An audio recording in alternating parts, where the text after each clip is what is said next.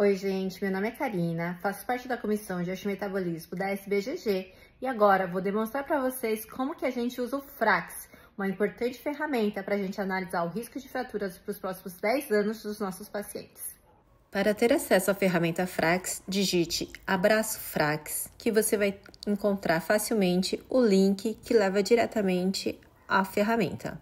Na primeira parte, a gente tem a calculadora Frax Plus, que vamos usar. A segunda parte é possível a gente ver os ajustes de probabilidades, conforme diversos fatores diferentes, como o número de fraturas prévias, o número de quedas que o paciente teve no último ano, se o paciente faz uso de glicocorticoide na dose acima de 7,5 mg, nos casos de divergência entre T-score de coluna e colo do fêmur, ainda ajuste para o diabetes, ou então no caso em que a gente tem o TBS. Em seguida, temos a estratégia NOG, em que a gente imputa os dados de idade, sexo, realização de densitometria óssea ou não e as probabilidades de fratura maior de fragilidade e fratura de quadril, que vai ser representada no gráfico. Então, vamos aplicar o Frax nesse caso clínico. Uma mulher de 76 anos, hipertensa diabética, hipotireoidismo, depressão, de fator de risco para osteoporose 3 quedas no último ano, uma fratura prévia de úmero direito em 2025 e o antecedente familiar de fratura de colo. Pesa 64 quilos, tem 1,56 de altura, não tem fratura vertebral na investigação radiológica, sem fatores para pensar em osteoporose secundária e de densitometria óssea, uma densitometria óssea que seria considerada normal, com T-scores acima de menos 1,0. Então, para calcular, a gente vai no cálculo do Frax Plus, clicando no link, a gente vai ser direcionado para o Frax. E daí a gente vai selecionar América Latina na parte do continente, selecionar Brasil no país e imputar os dados da paciente. Então, idade de 76 anos, sexo feminino, o peso de 64 quilos, altura 1,56. Essa paciente tinha um antecedente de fratura de fragilidade, tinha um antecedente familiar de fratura de fêmur.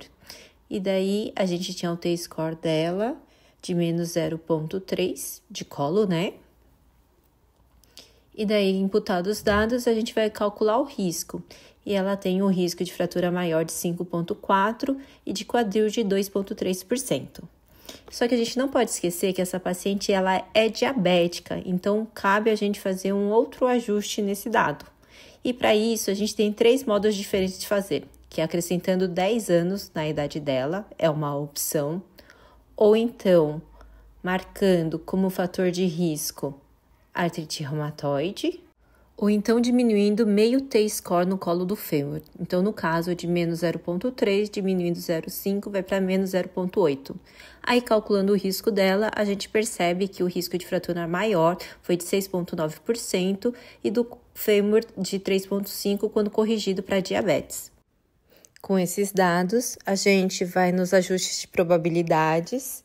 Então, a gente começa colocando o risco de fratura maior, que a gente calculou inicialmente, o risco da fratura de quadril, a idade, a nossa paciente realizou densitometria óssea e a gente vai corrigir para quedas, que ela era uma paciente caidora, então ela tinha tido 3 quedas no último ano.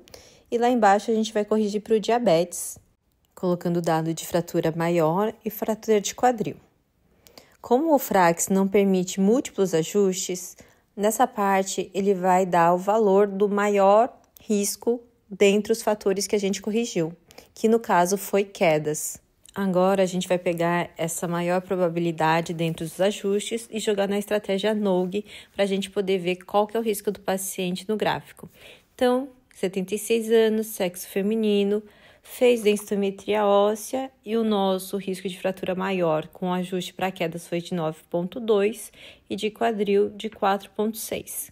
Colocando o calcular, ele vai mostrar o gráfico. Então, a paciente é uma paciente de alto risco para fratura maior e quando a gente avalia para a fratura de quadril, ela é classificada em muito alto risco.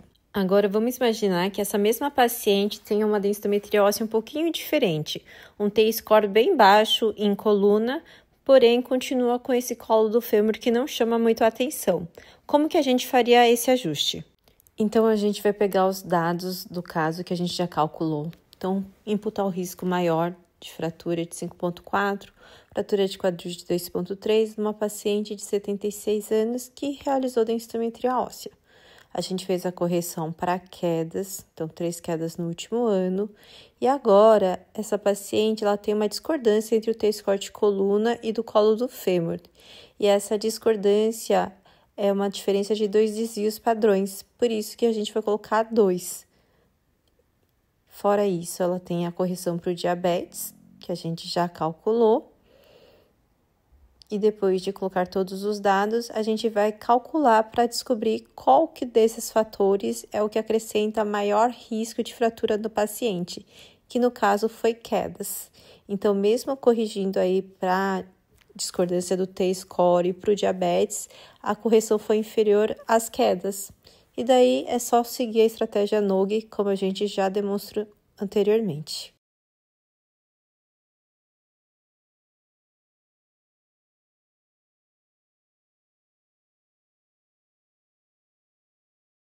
Oi, gente. Então, eu espero que o uso do Frax tenha ficado um pouquinho mais claro para vocês.